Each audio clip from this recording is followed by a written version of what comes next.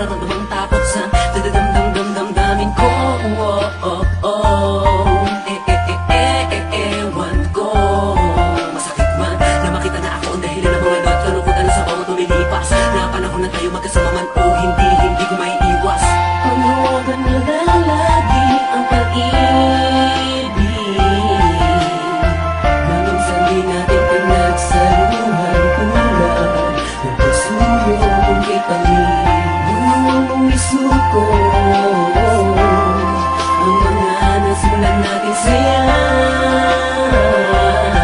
dahil alam kong mas magiging maayos pag nandito ka lang. Mga pag-aalaga at mga pag-uunawa din, di mo tinipid sa di ko mabatid na pakikisama at pakikitungo sa aking tabi. Dispensa sa palagi pagiging negatibo ng utak ko, makadis ng tama at mga dapat ang gawin sa tuwin na